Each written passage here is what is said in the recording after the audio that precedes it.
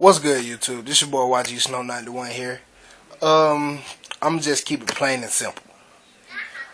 This video is gonna be simply based off my predictions, which will be what will possibly be the top tier 1 and tier 2 decks of the format if this OCG ban list that's going around is rumored to be true.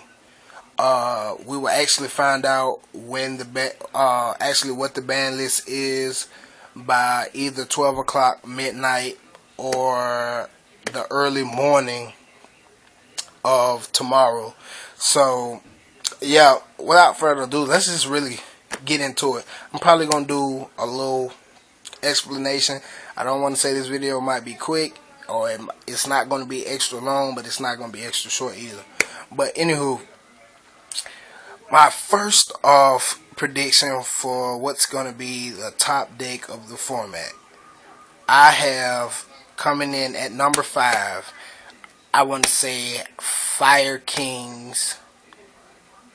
And that's simply because if you're able to have one spell card that brings out a 27 beater and beat for 27, the only thing you really have to worry about is what? D-Prison, Fiendish Chain.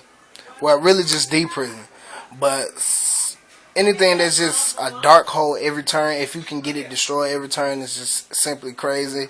And with the number 1 deck that I think is going to be, the best of the format, to me, I think Fire King simply destroys that deck. And many of you may know what deck I'm already talking about, but I'll tell you once I get to it. Number 4, I have plant rulers or dragon plants coming in at number 4. With me seeing, I guess, the YouTube videos and everybody, testing out a deck, I think that deck is pretty consistent. I mean, it could be a few more things that make it consistent. I don't know if it's actually out or not, but of course, when you have your favorite, the deck that just won Worlds and one of the best decks to ever come out in Yu-Gi-Oh!, which is Plant Synchro, this is just the dragon rulers, well, the 2 dragon rulers that everybody using the deck, which is Tidal and Red Ox, which is a 3. You essentially running 3 Monster Reborns and just a free search for the Breeze Dragon is absolutely crazy. The deck has so much synergy, and believe it or not, the deck goes into Star Eater very easy, which I know Star Eater is not really that relevant, but just to throw that out there. Coming in at number 3 is Mermails. I feel like Mermails are just still very good, even though they have been crippled by the Spear going to 1 and Steeds going to 1. I know those were like the extra 2 of both of those cards were absolutely, I want to say essential, but it just made the deck move a way bit more faster than probably how it's going to run now. But I still think the deck, if controlled right, is still, an excellent deck. And with the slower format, that's one of the decks that I still can see actually having the edge over a lot of decks, because it still has the potential to OTK very quickly. Next off, in number 2, I have number 2 and number 1. Both of those, I couldn't really actually put who goes first and who goes second, but I guess at number 2 I'm gonna have Evil Swarm, simply because I think Bear has the edge over Ophion because he can just pop them. But then again, Firefist has been crippled also because Tinky's gone to 2. But I have Evil Swarms at number 2 because simply if you could pull off the Ophion, Safe Zone, Master Key Beetle Lock, I think you probably won that game. The only game you probably won't lose to, that you really probably won't be safe with, is the Firefist matchup. But anything else, you're gonna need something very big to beat over Ophion. So with that being said, I feel like Evil Swarms are going to be like number 2. And of course at number 1 is the 3-axis, 4-axis Fire Fist deck. I mean, I don't know what to say to Konami about, actually doing something about a problem before it actually came out, which the problem was Rooster. 3-axis Fire Fist was just absolutely bonkers with Rooster, even though they didn't really, optimize to use Rooster at 3, they still used 2, and they made the deck, like, incredibly fast, but Konami said, like, no, we're going to have to hit this guy because we just can't have that one deck running the format.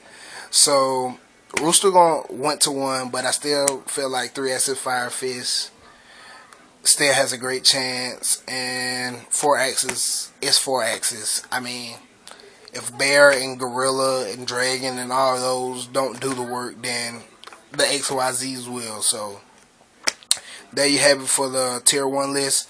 For tier 2 now, starting at number 5, I have, I want to say Dark World. Dark World's Dark World. Nothing else to be said about that. Number 4 on the list, I have, I want to say it's a tie between Agents and Infernities. I think I would give Agents probably 3rd, just because they have that Boss Monster Hyperion and Christia. That's their own Ophion, so that could probably lock out the format. But yeah, so Agents will take the 3rd spot, and the 4th spot is Infernities. Both of the decks are still absolutely incredible because with the addition of Judgment of Lights, spell card Transmodify absolutely makes those decks like absolutely more fast and just consistent and crazy, and it's just stupid. For the number 2 spot, I want to say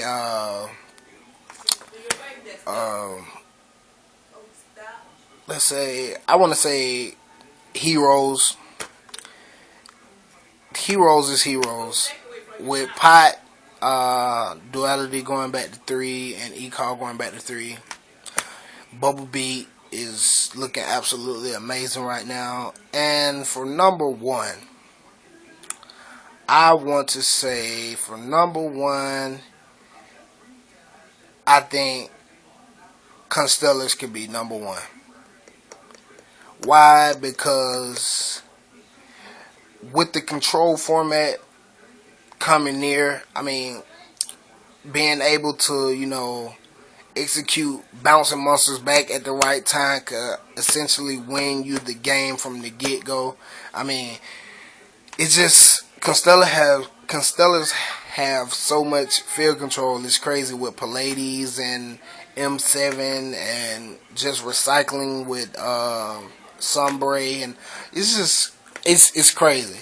I mean, some would say that they feel like Constellars is actually better than Evil Swarms, but with Ophion being able to just lock out like a huge amount of decks, I guess that's what gives it its edge.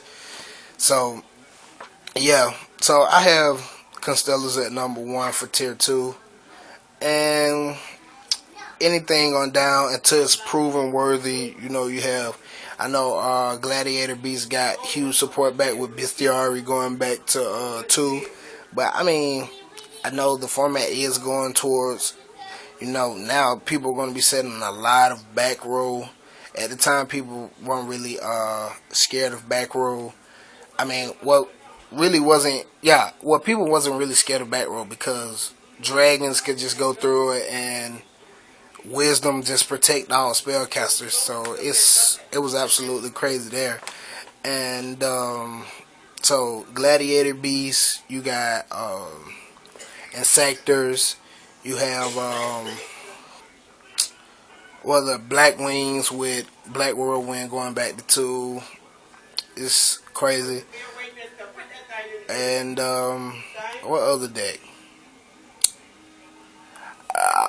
one more thing.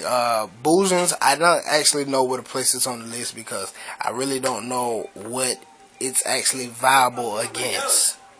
So until Boozin actually proves itself, it's just a toss up in the air. We'll find out by the end of this format.